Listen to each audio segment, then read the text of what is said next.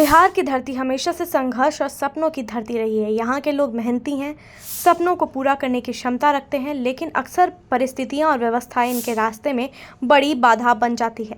आज भी बिहार के सामने सबसे बड़ी चुनौतियाँ बेरोजगारी, पलायन और शिक्षा की कमी की है।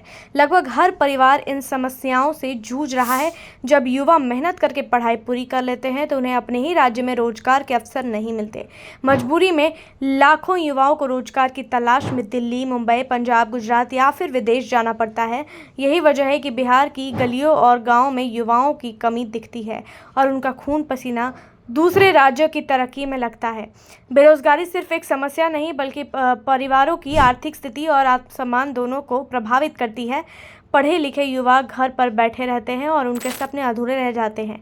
यही वजह है कि माता पिता भी निराश होते हैं और परिवार पर बोझ बढ़ जाता है।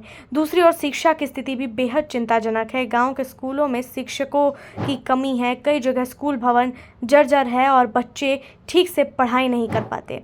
पढ़ाई लिखाई पूरी करने के बाद भी अगर रोजगार नहीं मिलेगा तो शिक्षा का उद्देश्य अधूरा रह जाएगा।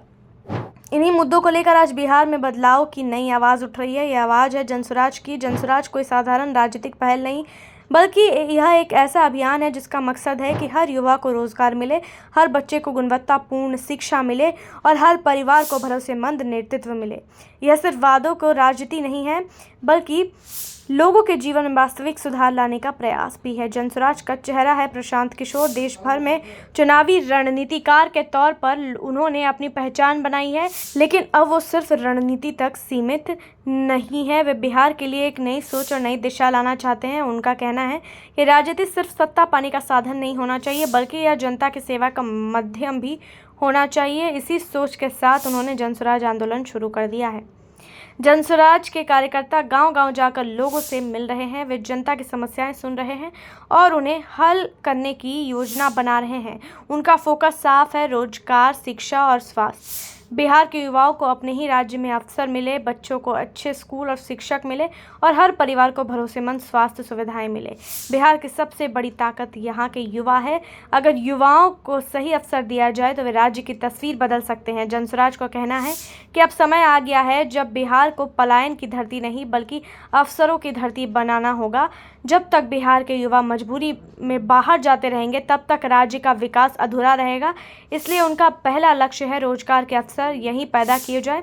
इसके लिए उद्योग धंधे स्थापित किए जाएं, कृषि को आधुनिक बनाए जाएं और नई तकनीक का इस्तेमाल किया जाए। शिक्षा के क्षेत्र में भी जनसुराज का प्लान है कि हर बच्चे को गुणवत्तापूर्ण शिक्षा मिले, अच्छे स्कूल, बेहतर शिक्षक और आधुनिक सुविधाएं उपलब्ध कराई जाए, क्योंकि जब तक शिक्षा की जड़ें मजबूत नहीं होगी तब तक रोजगार और विकास की बातें अधूरी रहेंगी। स्वास्थ्य एक और बड़ा मुद्दा है। बिहार के कई गांव और कस्बों में आज भी अस्पतालों और डॉक्टरों की भारी कमी है।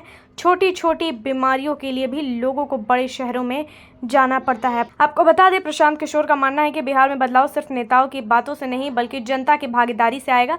जब लोग जागरूक होकर सही नेतृत्व चुनेंगे तभी बिहार की तस्वीर बदलेगी।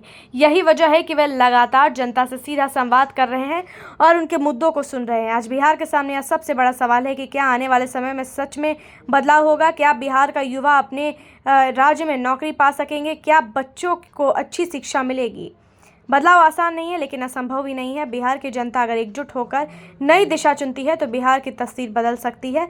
अगर बिहार में यह बदलाव आता है तो आने वाले समय में यहाँ के लोग गर्व से कह पाएंगे कि उन्होंने अपने राज्य को अवसरों की धरती बनाया है। बिहार को बदलने का वक्त आ चुका है, ऐसा प्रशांत किशोर ने कहा। यह वक्त सिर्फ नेताओं का नहीं बल्कि जनता का है।